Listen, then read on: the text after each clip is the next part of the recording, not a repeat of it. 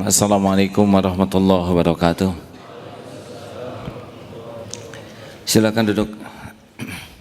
Alhamdulillahirabbil alamin.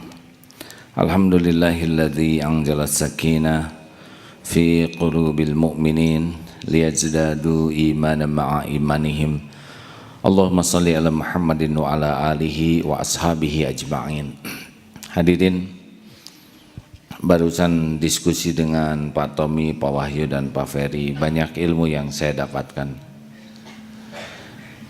Kita membahas karakter baku, karakter baik dan kuat. Karakter baik yang kita harapkan adalah minimal ikhlas, jujur, tawadu. Karakter kuat yang kita harapkan melekat ada pada diri kita adalah berani, disiplin, tangguh. Ulangi, baiknya apa saja? Ikhlas, jujur, tawadu. Karakter kuatnya berani, tangguh. Karakter itu tidak akan terbentuk begitu saja. Karakter itu membutuhkan sebuah proses, yaitu pembiasaan yang terus-menerus, sehingga membentuk menjadi sebuah karakter. Mendengar begini sama sekali tidak cukup. Ada 3 hal yang membuat orang mau bermujahadah. Yang pertama tadi dibahas, aku tahu. Jadi orang akan melakukan mujahadah kalau paradigmanya menjadi jelas. Paradigma itu cara pandang dia. Oh iya, inilah yang harus saya lakukan. Dan cara pandang seseorang itu dipengaruhi oleh 3 hal. 1, pengetahuan. Saya tahu. 2, saya mampu. 3, kuncinya adalah saya mau. Banyak yang tahu, banyak yang mampu, tapi belum tentu mau. Contoh, tahajud. Kita tahu tahajud itu utama. Kita juga mampu melakukannya, tapi tidak semua melakukannya karena belum mau. Hari ini Senin Kamis, tahu hari ini Senin, tahu kalau saum Senin Kamis amalan utama, juga insya Allah mampu, tapi belum tentu kita melakukannya. Nah, sedangkan terjadinya perubahan karakter bukan karena tahu, bukan karena mampu, tapi karena mau. Benar? Contoh, kita tahu TSP, tahan dari buang sampah sembarangan, simpan sampah pada tempatnya. Pungut sampah adalah sedekah. Kita tahu, kita mampu, tapi belum tentu melakukannya karena dia belum mau. Jadi kata kuncinya, kita itu kalau tidak berubah, kita nih ya, bukan karena tidak tahu, juga bukan karena tidak mampu.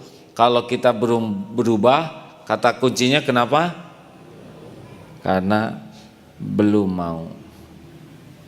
Jadi kalau ada orang susah sekali berubah di pesantren, pasti bukan karena saya tidak mampu, bukan, tapi karena masalah mau ini. Paham hadirin? Ini kata kuncinya nih. Dari mana datangnya mau? Ada 2 hal yang sangat penting. 1, dari keilmuan pemahaman Al-Quran dan Sunnah yang kita yakini itulah yang akan menyelamatkan kita. Makin paham apa yang Allah sukai dan yang dituntunkan Rasul. Dan yang kedua, dari keyakinan bahwa inilah yang akan membuat saya selamat, bahagia dunia akhirat. Kalau ada orang tidak memperbaiki diri, saudara, apakah bukan karena kurang ilmu? Tidak. Banyak yang berilmu tapi kelakuannya belum bagus. Dan mampu karena yang Allah perintahkan itu adalah sesuatu yang kita mampu lakukan pada umumnya. Tapi kenapa dia belum berubah? Jawab yang mantap. Belum mau. Jadi kata kunci kenapa kita susah rubah, karena kita memang belum sungguh-sungguh mau berubah. Pertanyaannya, kenapa belum mau?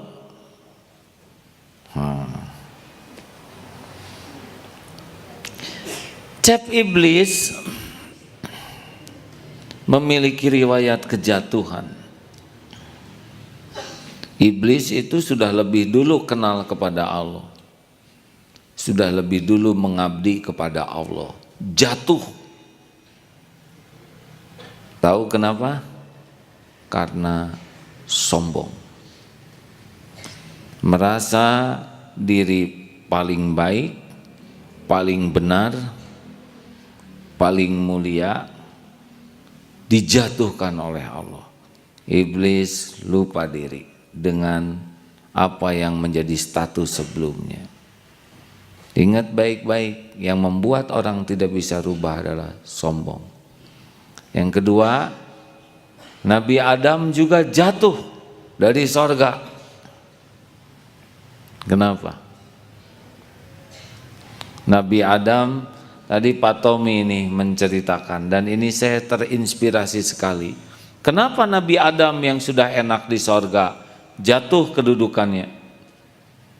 Karena Nabi Adam panjang angan-angan. Tugasnya menjadi tergiur kepada buah terlarang karena akan mengekalkan versi tipu daya. Enggak puas dengan episode yang Allah berikan, dia lebih sibuk memikirkan apa yang jadi angan-angannya. Akibatnya tergelincir, jatuh ke dunia ini. Ayo hadirin, sekarang kita harus mau jelas dulu mau apa hidup ini. Paradigmanya harus jelas. Kalau mau berubah, mau bahagia, enggak, ya enggak apa-apa. Kita mau apa? Rabbana atina fid dunya hasanah wa fil akhirati hasanah wa qina azabannar. Yang namanya bahagia dunia, bahagia akhirat itu karena uang? Jawab. Jawab. Karena uang? Tidak. Karena jabatan? Bahagia tuh karena suami? Saudara suami, nggak usah jawab. Hai para wanita, apakah bahagia tuh karena suami? Jawab. Bahagia dunia akhirat karena suami? Tidak. Karena istri? Tidak. Bahagia dunia akhirat itu karena qalbun salim. Di dunia yang namanya bahagia itu milik orang yang berhati bersih. Di akhirat yang jumpa dengan Allah juga milik yang berhati bersih. Jadi mari kita lebih simpelkan lagi. Maunya apa dalam hidup ini? Saya cuman mau punya hati yang bersih. Lebih simpel kan? Setuju? Ini nanti ada pelatihannya, saudara siap-siap nanti ikut. Apakah kita tidak tahu tentang hati bersih? Sudah tahu. Apakah tidak mampu? Mampu. Kenapa belum bersih? Jawab. Belum. Nah, berarti saudara yang belum mau berhati bersih, belum mau hidup bahagia, belum mau hidup mulia, maunya sengsara, maunya hina. Kalau kita sudah tahu kunci bahagia dunia akhirat itu qalbun salim, enggak usah rewel, keluarkan segenap kemampuan kita, waktu, tenaga, biaya, pikiran untuk memiliki qalbun salim. Setuju? Setujukah hadirin? Nah, sekarang untuk memiliki hati yang bersih. Ini malah ada berulang-ulang, tapi mudah-mudahan jadi mau gitu. Untuk memiliki hati yang bersih, hati siapa yang harus kita pikirkan? Kan? Hati orang lain, hati diri sendiri. Hati siapa yang harus kita bersihkan? Hati sendiri. Hati siapa yang berbahaya? Jawab. Hati siapa yang bahaya? Kenapa engkau memikirkan hati dia? Mengapa dia tak menyayangiku? That is not your business, man. Apa artinya? Kita harus berbuat bisnis. Bisnis kita adalah mati-matian ngebersihin diri. Orang yang tidak punya program mujahadah qalbun salim, dia tidak bercita-cita bahagia. Dia tidak bercita-cita masuk surga. Dia tidak bercita-cita ingin jumpa dengan Allah. Tidak punya cita-cita hidup mulia. Bohong. Sehebat apapun omongannya, bohong.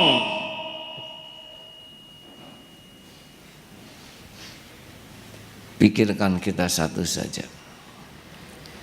Bagaimana memiliki hati yang bersih dalam segala aktivitas kita. Mikir, melihat, mendengar, tafakur, itu saja sekarang. Sepakat hadirin? Kalau akhlak mulia itu hadiah saja.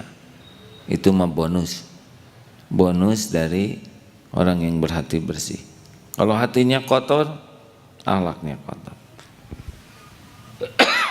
Makanya maaf kalau kita ngobrol, ini obrolan bikin bersih hati atau tidak. Masih ingat ceramah salah seorang syekh yang kedatangan tamu? Syekh, itu tetangga yang depan tuh, di depan syekh baik, ternyata di belakang ngomongin, saudara mau apa kesini? Mau silaturahim atau ngomongin orang? Oh syekh, saya ngomong gini untuk kebaikan syekh. Tidak. Kalau saya dengar omongan saudara, hati saya jadi kotor. Hati saya jadi berburuk sangka. Besok dia mengucapkan salam, saya tidak akan ikhlas menjawabnya. Besok melihat dia senyum, saya akan jengkel melihatnya. Tidak. Kalau saudara ngomongin orang sana, kalau silaturahim boleh. Apapun yang diomongkan orang, dilakukan orang, itu urusannya dengan Allah. Urusan saya adalah menjaga hati saya agar qalbun salim. Tentu ini proporsional, karena ada di antara kita yang memang bertugas untuk tahu kekurangan kesalahan orang agar disikapi dengan adil.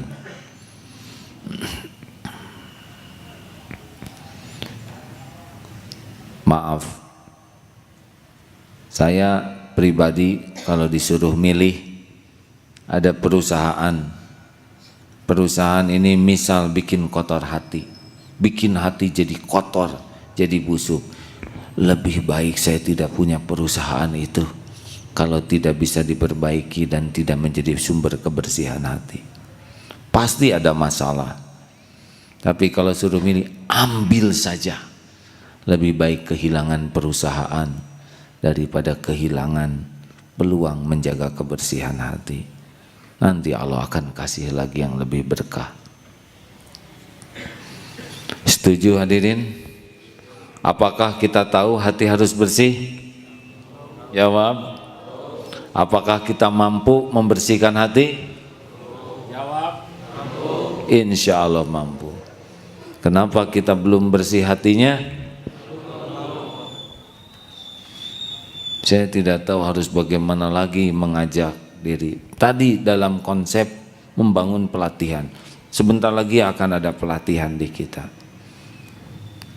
Ini kalau ngomong konsep pelatihan ini yang terpikir siapa? Santri, para peserta pelatihan, jamaah yang ikut dilatih. Kalau menurut saya konsep pelatihan ini harus dibuat. Dengan adanya konsep ini hati saya jadi bersih atau tidak? Itu kuncinya.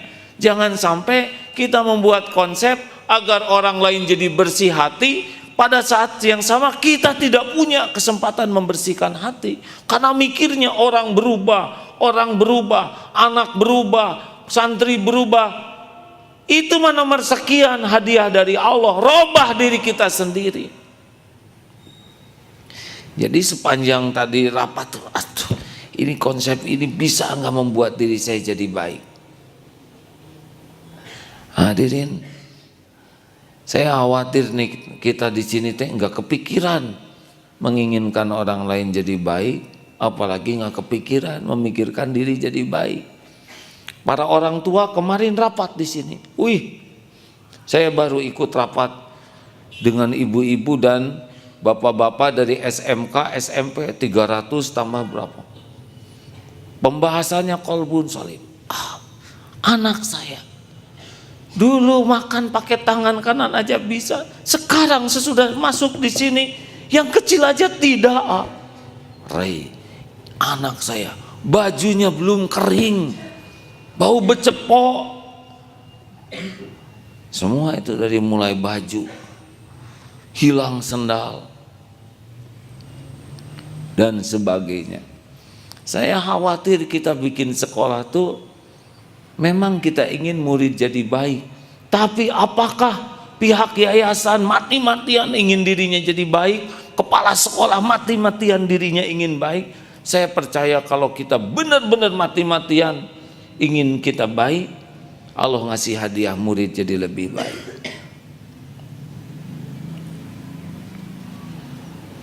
Dulu pesantren tuh menjadi kuat hasilnya karena kiainya ikhlas, sibuk memperbaiki diri. Yang membangun fasilitasnya juga ikhlas, dan yang belajarnya juga ikhlas. Hasilnya bagus. Saya khawatir kita di sini kurang ikhlas karena pikirannya cuma duniawi saja. Yang memberikan fasilitasnya juga kurang ikhlas, yang ngelolanya dan santrinya juga ke sini kurang ikhlas. Jadi cenderung Allah tidak nolong. Hadirin, apa sih sekarang yang paling penting dalam hidup ini? Kalau mau saudara dengarkan ayatnya begini. Innallaha yuhibbut tawwabina wa yuhibbul mutatahhirin.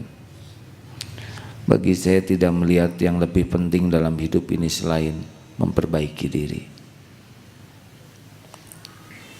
Qad aflaha man zakaha wa qad khaba man dassaha. Tidak ada yang terpenting dalam hidup ini selain mati-matian memperbaiki diri agar memiliki qalbun salim. Dunia berikut isinya akan diberikan oleh Allah kalau kita qalbun salim. Benar? Kalau Allah sudah suka, pasti Allah berikan yang terbaik. Kita punya dunia, Allah benci kepada kita, tidak ada apa-apanya. Lakukan apapun yang membuat hati kita jadi bersih. Untuk bersih kuncinya adalah mati-matian memperbaiki diri. Bagaimana caranya untuk memperbaiki diri? Apa yang terpenting? Kalau orang tukang servis handphone, apa yang paling penting dilakukan oleh tukang handphone sebelum memperbaikinya? Kan? Tahu apa yang harus diperbaikinya, benar?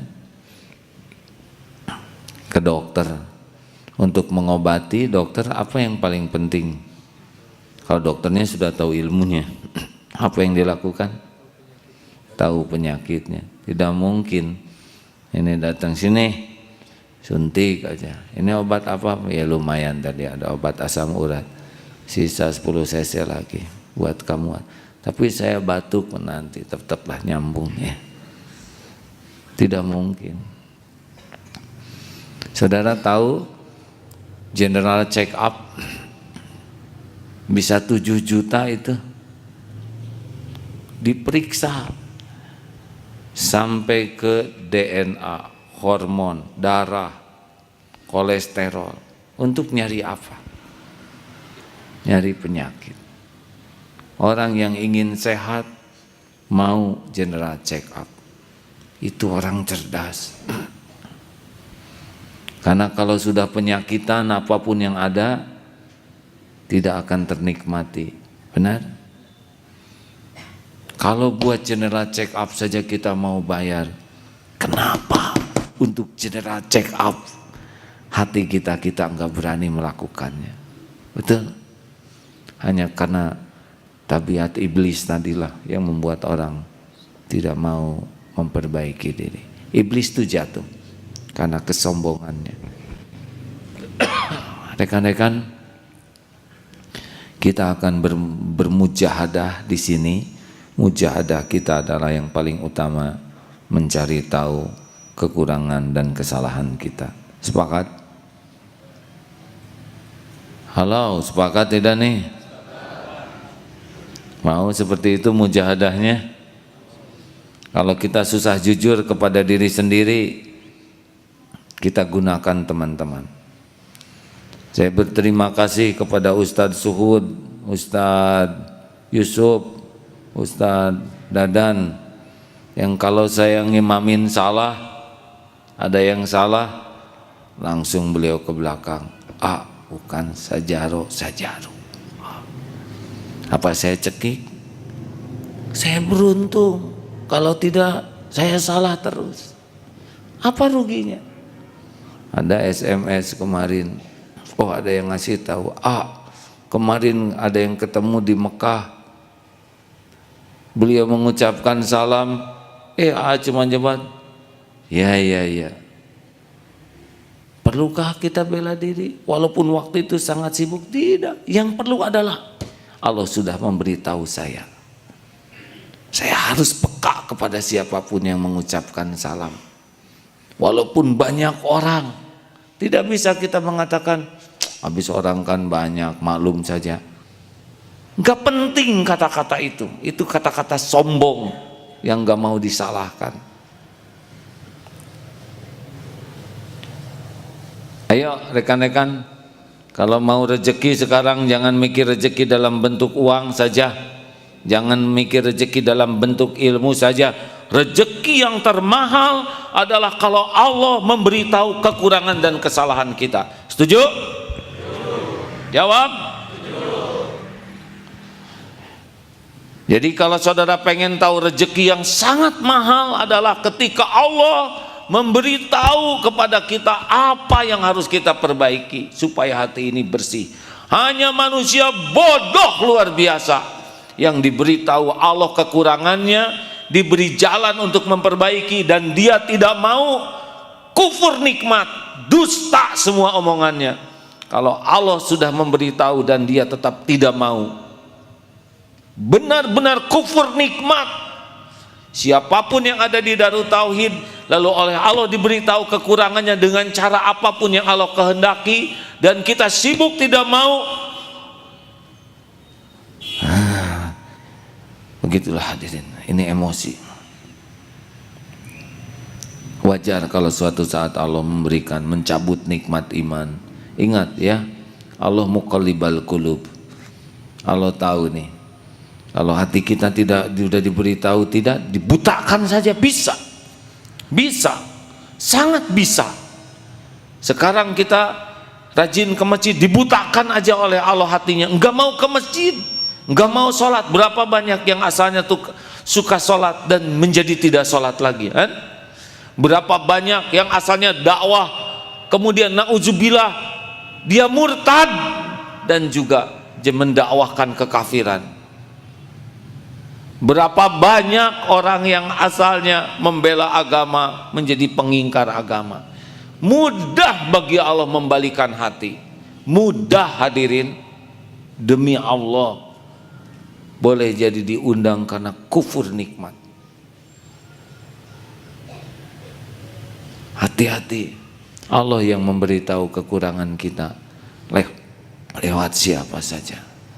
Kalau kita termasuk orang yang tidak suka dikritik, dikoreksi, diberi saran, siap-siap kalau nanti Allah nyabut, hati kita dibalikin. Jadi tidak suka ibadah, tidak suka agama, sukanya jadi kepada maksiat. Nauzubillah min dzalik. Ada kejadian di sebuah negara tetangga. Bagaimana yang asalnya ustazah yang ujungnya menjadi mengajak kesesatan, yang awalnya diduga mengajak kebaikan, tapi sesudah suaminya meninggal malah mengajak kepada kesesatan, menjerumuskan orang. Gampang bagi Allah.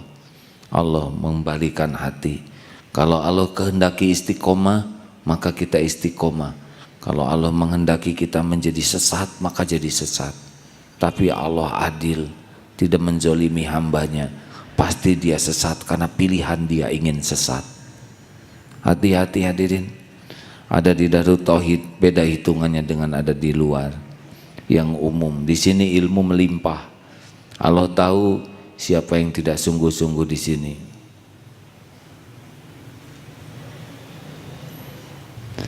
Demikian, mudah-mudahan ini membuat kita jadi semakin mau berubah.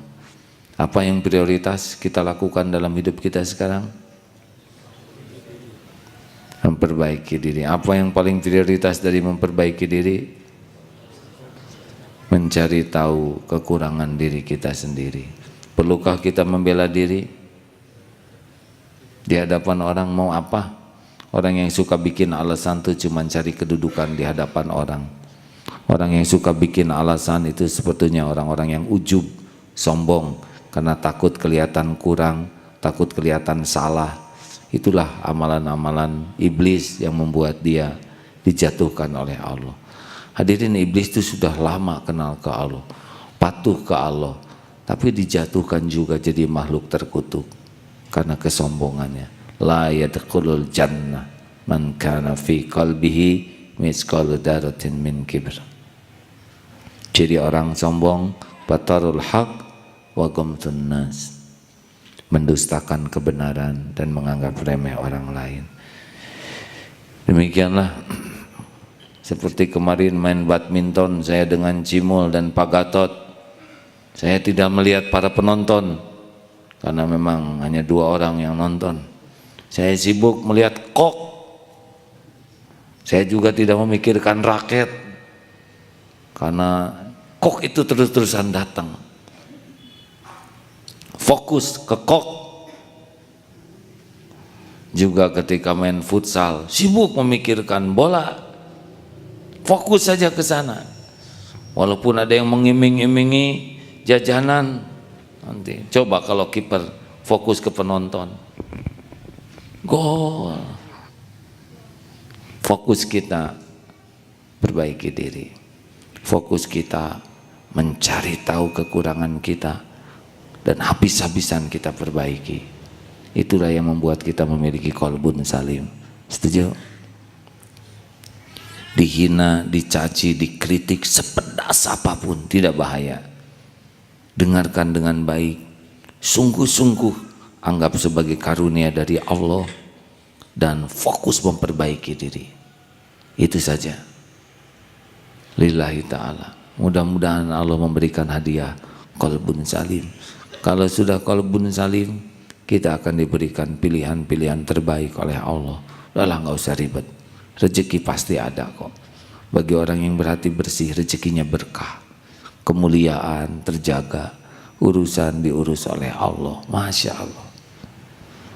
Mari kita cari tahu kekurangan kita, mati-matian minta ampun, tobat, perbaiki diri. Sudah, jangan risaukan dengan masalah yang kita hadapi. Teman-teman ini SMP, SMK, SMA tidak gampang ngurus ayo habis-habisan kita perbaiki diri secara pribadi, perbaiki diri secara pesantren, sekolah kita. Jangan meremehkan orang yang kecewa. Dalam analisa ilmiah, kalau orang suka kepada kita, dia hanya ngomong kepada 3 orang. Pada umumnya begitu. Tapi kalau orang kecewa kepada kita, dengan pelayanan sikap kita, dia akan ngomong minimal kepada 11 orang. Itu hasil penelitian ilmiah.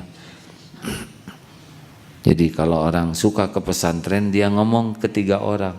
Tapi kalau dia tidak suka karena pelayanan pesantren kita, secara alaminya dia ngobrol kekecewaannya tuh hasil perhitungan kepada 11 orang rata-rata.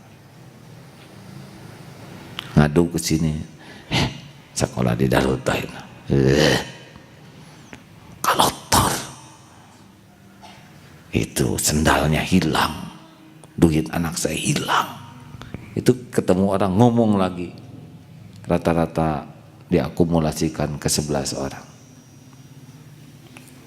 Makanya lebih fokus memperbaiki diri daripada menjawab, daripada membela diri. Ya, dengarkan baik-baik, pasti akan ada protes, kritik, saran. Kalau itu bisa memperbaiki diri kita, itulah rezeki. Bagaimana kalau kata-katanya nggak enak? Ingat teori sampah, kita kecemplung ke dalam sumur, dari atas ada yang masukin sampah, nggak usah teriak.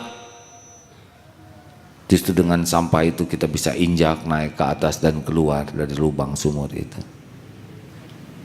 Manfaatkan apapun yang buruk untuk kebaikan dan kemajuan kita. Terima kasih. Ada pertanyaan? Tahun baru ini programnya adalah program gigih memperbaiki diri.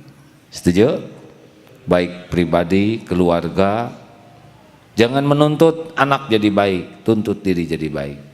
Anak nanti hadiah Allah jadi baik. Jangan hanya menuntut orang lain jadi baik. Rekan-rekan, semua yang ada di Darut Tauhid dan keluarganya berwakaf. Siap semuanya? Sudah diniatkan belum? Acungkan tangan yang sudah niat wakaf bulanan. Acungkan tangan yang belum. Harus ngaku, nggak apa-apa. Ngaku, acungkan tangan, ngacung ya, yang bagus. Kalau belum, kalau iya ya, urusannya kan bukan dengan saya, dengan Allah. Mau ngacung mau tidak ngacung bagi saya sama saja, tapi bagi Allah beda, satu dusta, satu jujur. Ya, niatkan semua. Berapa saja, mau 1.000, 5.000, 10.000, 1.000.000, 2 juta, niatkan. Bismillah, semua sudah niat? Baik, acungkan tangan yang sudah mengeluarkan yang diniatkannya di bulan ini. Oh, bagus. Saya rada berat nih hadirin, karena kehalangan meja nih. Insya Allah hari ini ya. Yang belum hari ini. Karena ada yang dikumpul-kumpul dulu untuk jumlah tertentu, niatkan. Kemana Pak Asep yang mau wakaf ini?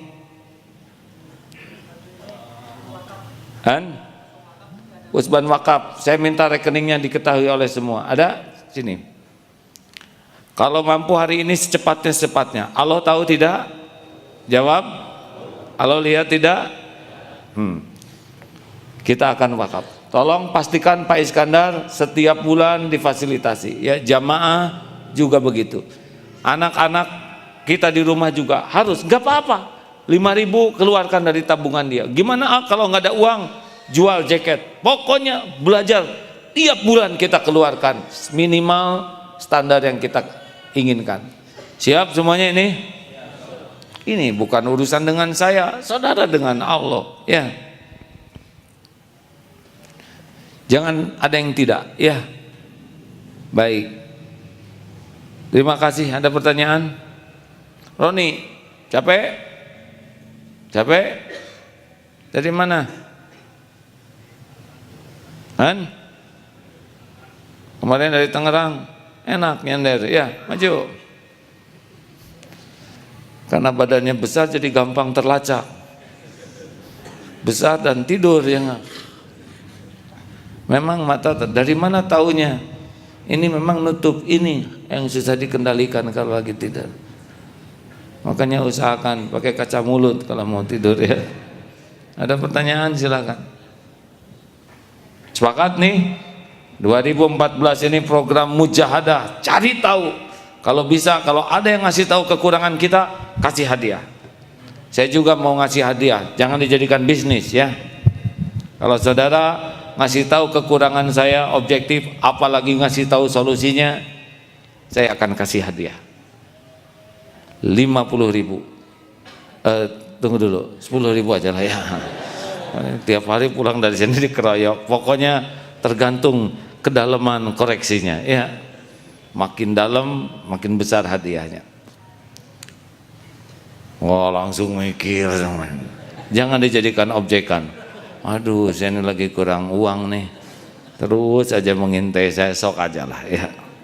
Insya Allah saya janji siapapun yang memberikan masukan ke saya, koreksi yang bisa membuat saya jadi lebih bersih hati, lebih benar dalam hidup saya, hadiah.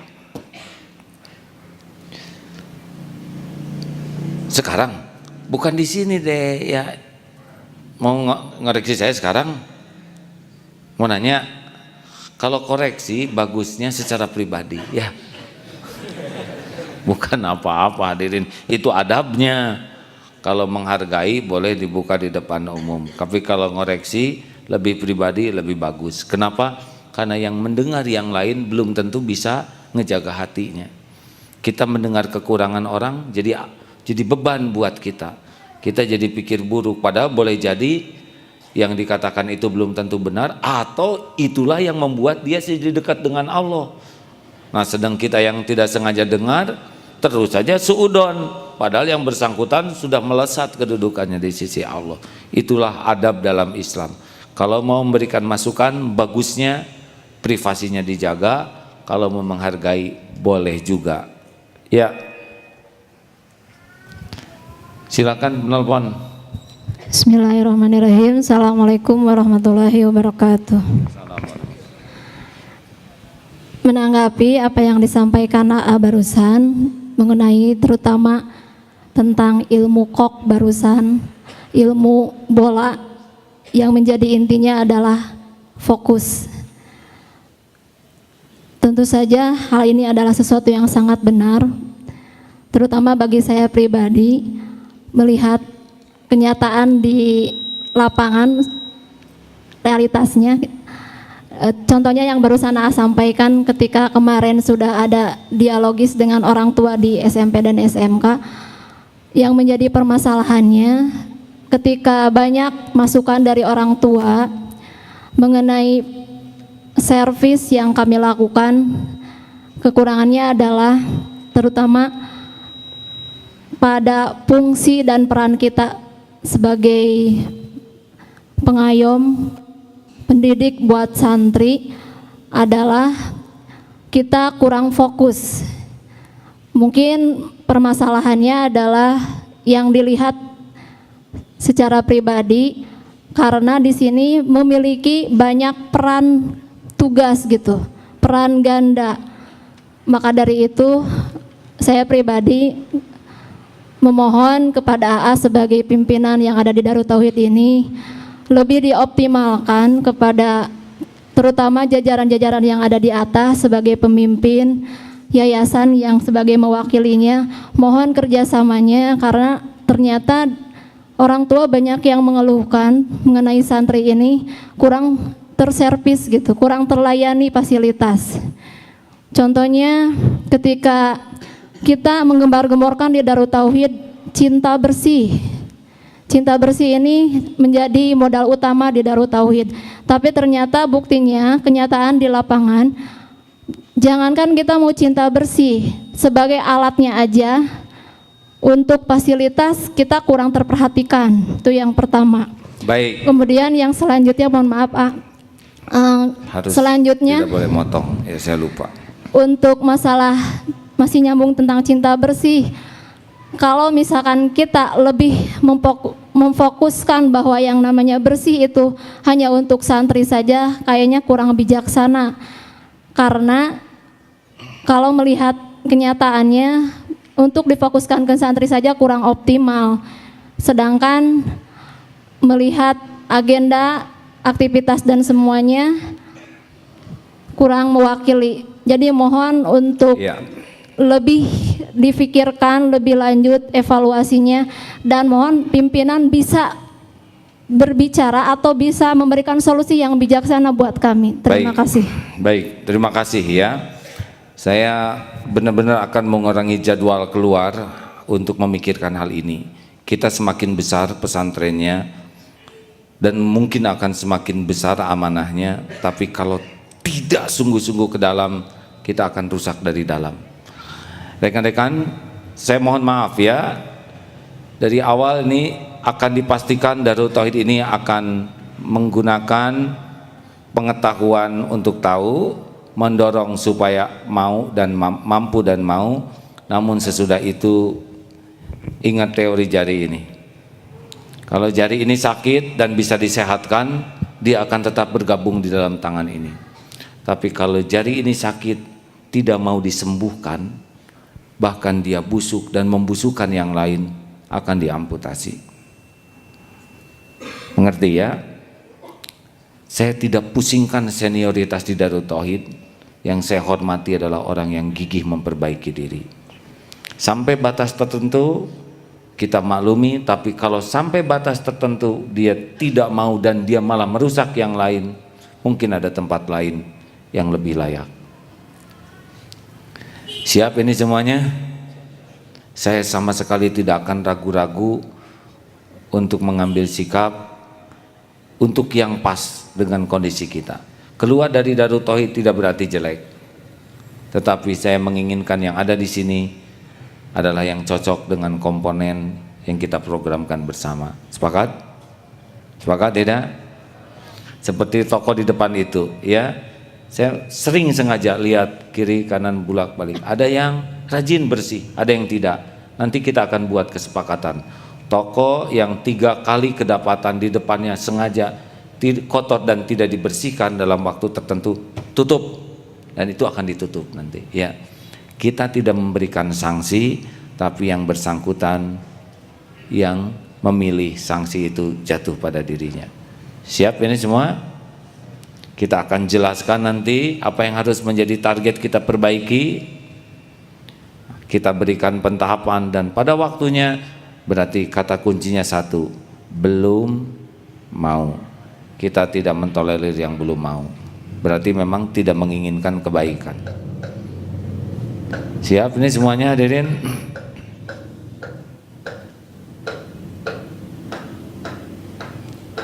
Kita harus husnudon, pasti anak kecil ya kan?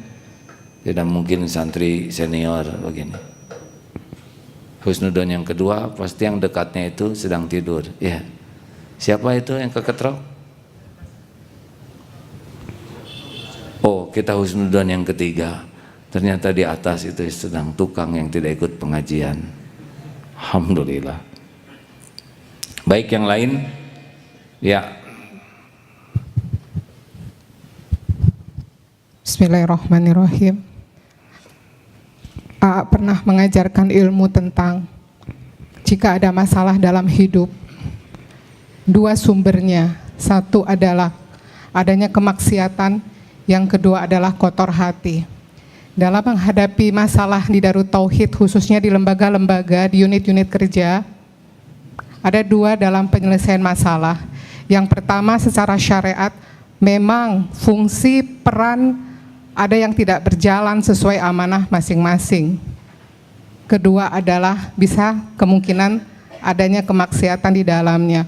Mungkin kemaksiatan itu gambarannya tidak dalam bentuk dosa-dosa yang terlihat, tetapi di hati, contohnya ada kedengkian, ada kedendaman, dan banyak hal, ada prasangka gitu. Saya belajar ini, pertama AA waktu itu jelaskan, begitu ada masalah, coba periksa, ada maksiatkah, ada kotor hatikah, taubat. Waktu itu, betul waktu itu ada santri 3 orang, Setiap hari masalah aja. Fokus semua kepada santri itu yang salah. Waktu itu kita lakukan deteksi organisasi. Coba kita periksa pengelola di dalamnya. Ternyata ditemukan antara penanggung jawab program dengan mudarisah atau mudabirah itu tidak akurat. Ini baru contoh satu. Bagaimana dengan unit-unit yang lain. Selama ini kita kalau ada masalah fokus kita di luar diri kita. Kita jarang sekali melihat ke dalam diri kita. Belum lagi kalau ada koreksi, ada masukan, memang kita lebih cenderung untuk membela diri gitu. Itu aja dari saya, terima kasih, mohon maaf. Assalamualaikum warahmatullahi wabarakatuh. Salam. Kalau ada masalah dalam rumah tangga, jangan dulu nyalahin orang lain. Salahin diri sendiri dulu. Periksa diri. Mudah-mudahan dengan diri menjadi baik, Allah menghadiahkan kebaikan. Kalau punya anak, anak belum soleh, jangan nyalahin anak, tapi periksa diri. Karena anak jadi baik itu hadiah dari Allah. Termasuk pesantren kita ini, ya.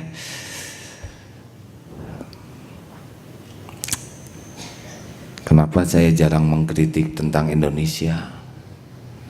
Karena negeri kecil segede Menel begini, dengan kopiah putih, baju putih, dengan akrab di masjid, tiap hari dengan Quran, tiap hari dengan bahasan tauhid, juga tidak mudah. Benar? Kesang badak, kesang lembut. Ini saya mikir hanya dengan segini, yang tiap hari diweleg oleh ilmu agama, dekat dengan masjid, kopiahnya jaga kopiah haji, banyak ustadz, tidak mudah ternyata, betul? Tapi jawaban saya cuma satu aja, pasti ini karena dosa-dosa saya masih banyak dan kemampuan saya yang belum maksimal. Saya coba perbaiki diri, mudah-mudahan teman-teman juga punya program yang sama, ya. Setuju hadirin? Jadi sejengkel apapun melihat keadaan, pasti ini ada dosa saya nih yang belum sungguh-sungguh saya perbaiki, saya tobatin.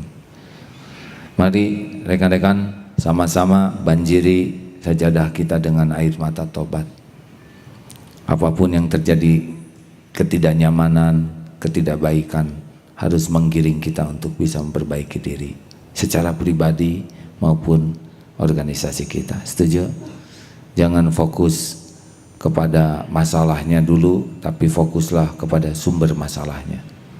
Sumber masalahnya adalah kekurangan dan kesalahan kita. Kalau kita bisa memperbaiki diri, Allah menerima tobat kita, insya Allah Allah akan memudahkan urusannya. Begitu, terima kasih Bu Herati.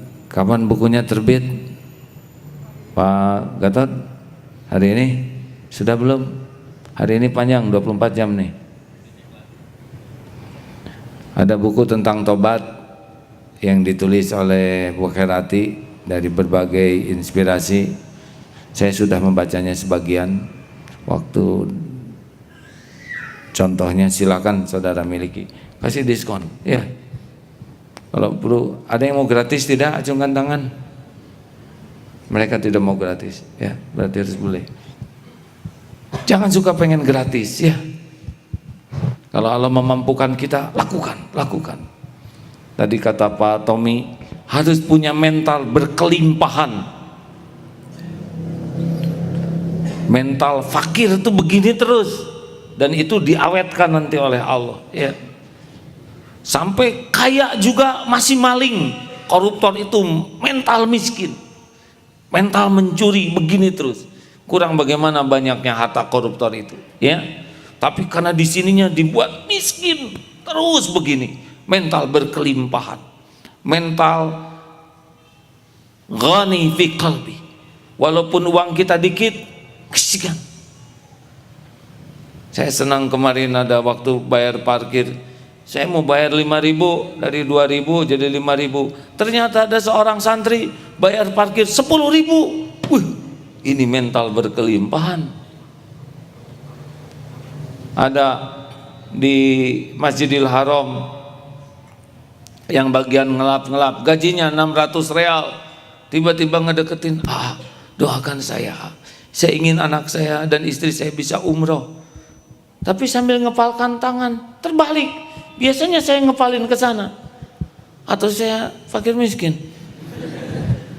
Saya nggak lihat uang itu tidak bisa membuat beliau malu, tapi sesudah lama-lama dilihat juga 100 real, 330.000, padahal gajinya cuma 600 real.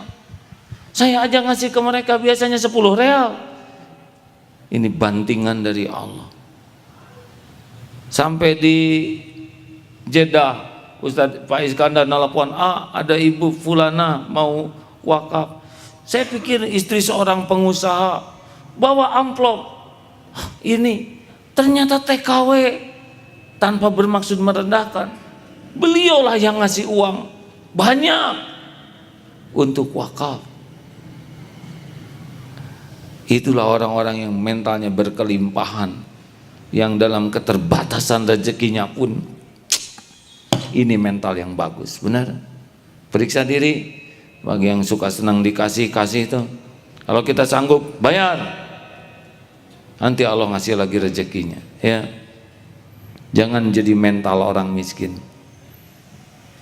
Siap semuanya hadirin? Ada satu lagi, pada waktu di airport. Ini makanya jangan suudon, ya. Ada seseorang yang wajahnya tuh memang bibirnya ke bawah begitu. Oleh Allah dibuat begitu. Jadi begitu, maaf. Nah, itu pedagang teh judulnya, maaf. Ini beli ini berapa? Ini harganya begini. Udah nggak lihat wajah, goyang-goyang. Saya pikir ini menilai geg pisan orang. Belilah satu barang.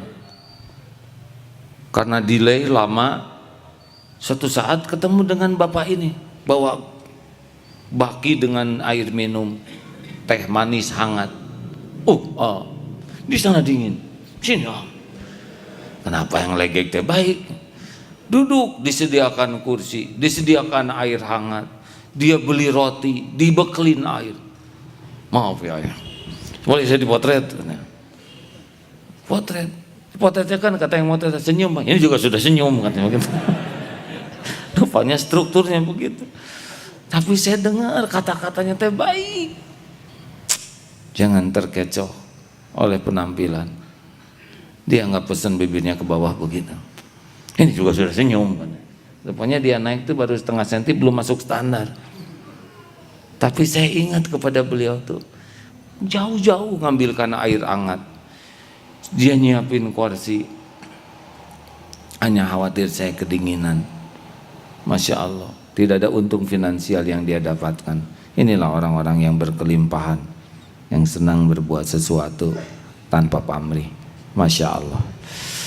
Inilah kalau kita banyak mendengar. Sebagai penutup, tingkat yakin itu ada 3. 1, ilmu yakin. Kita banyak mendengar jadi yakin. Yang kedua, ainul yakin, dengan indera, mata melihat, telinga mendengar, tubuh merasakan. Dan yang ketiga, hakul yakin, dengan pengalaman. Dulu saya ceramah tentang mengatasi penghinaan, itu hanya ainul yakin atau ilmu yakin. Tapi insya Allah kalau sekarang ceramah tentang jangan takut menghadapi penghinaan, hakul yakin. Tahu sebabnya? Apa sebabnya? Sudah nyobain dihina rame-rame, ya. Udah nyoba dihina, dipermalukan, disisihkan. Jadi kalau sekarang jangan takut terhadap penghinaan orang, ngomongnya lebih bertenaga karena udah nyoba. Hakul yakin. Begitulah, makanya perbanyaklah kesempatan supaya makin hakul yakin. Terima kasih hadirin. Allahumma shalli ala Muhammad wa ala alihi wa ashabihi ajma'in. Alhamdulillahi rabbil alamin.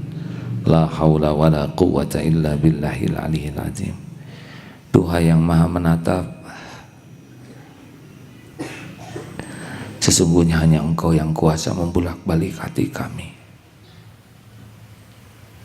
Tolong ya Allah, hati ini dalam genggaman-Mu. Bukakan hati ini ya Rabb, agar benar-benar yakin padamu, sehingga tiada yang kami tuju dalam hidup ini selain cukup hanya Engkau. Ya Allah, hapuskan semua tujuan hidup selain ingin bisa berjumpa denganmu. Jadikan semua kesibukan di dunia ini benar-benar hanya untuk perjumpaan denganmu. Wahai Allah, putuskan semua angan-angan kami selain angan-angan Engkau ridho kepada kami. Kau cinta dan Kau merindukan kami bertemu denganmu.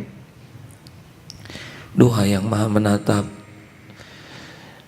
robohkan semua sandaran kami selain hanya bersandar padamu. Jangan biarkan ada yang tegak yang membuat kami sandari. Tampakkanlah kepada kami semuanya lumpuh, lemah selain hanya Engkau, sehingga tidak pernah hati ini sehalus apapun berharap dari selain Engkau. Ya Rabb, jangan pernah biarkan hati ini mengharap-harap selain berharap hanya darimu, karena Engkau pemilik segalanya. Jangan ada yang mencuri hati ini darimu ya Allah. Dan jangan biarkan ada ketakutan apapun selain takut tersisi dari sisimu. Takut Engkau menutup hati ini, takut Engkau tidak mengizinkan pulang kepadamu, selain takut Engkau memalingkan dari kami. Ya Allah, Wahai yang Maha Mendengar, jangan biarkan ada yang indah di dunia ini selain ridho-Mu, cinta-Mu. Jadikan hari-hari kami hari-hari yang berbekal pulang untuk perjumpaan denganmu. Ya Rabbana, singkapkan semua penghalang yang menghalangi kami yakin padamu.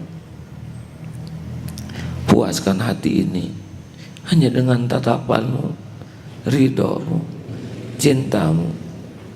Jangan pernah ada kepuasan lain dalam hidup ini selain mengharap ridho-Mu. Silakan ya Allah, simpanlah kami di mana, di barisan manapun yang terbaik menurut-Mu, untuk membela agama-Mu, manfaat bagi umat-Mu. Kami serahkan jiwa raga ini padamu. Hanya Engkaulah yang Maha tahu di barisan mana yang terbaik. Yang penting Engkau ridho. Engkau ridho. Allahumma inna nas'aluka ridhoka wal jannah wa na'udzubika min sakhatika wan nar. Rabbana la tuzigh qulubana ba'da idh hadaitana min ladunka rahmah innaka antal wahhab. Ya Allah, jangan cabut nikmat iman ini.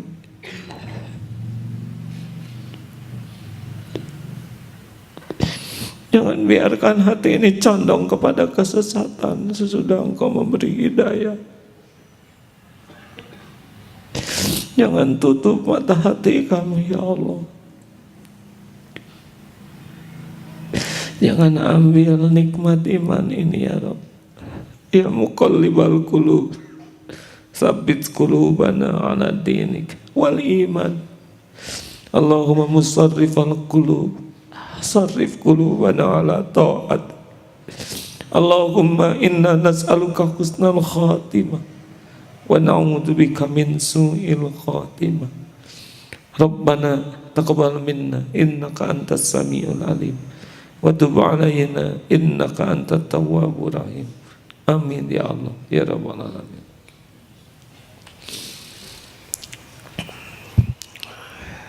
Doa yang paling banyak dibacakan Rasulullah SAW menurut Ummu Salamah adalah ya muqallibal qulub tsabbit qalbi 'ala dinik. Mengapa ya Allah Engkau selalu memohon agar ditetapkan dalam agama? Rasulullah menjawab bahwa hati ini ada di dalam dua jari Allah. Mudah bagi Allah untuk membulak-balik hati ini. Waspadalah hadirin, jangan sampai kita berakhir dalam kesesatan karena kufur nikmat atas semua kemudahan ini. Terima kasih kepada seluruhnya. Subhanakallahumma bihamdik, asyhadu an la ilaha illa anta astaghfiruka wa atubu ilaik. Assalamualaikum warahmatullahi wabarakatuh.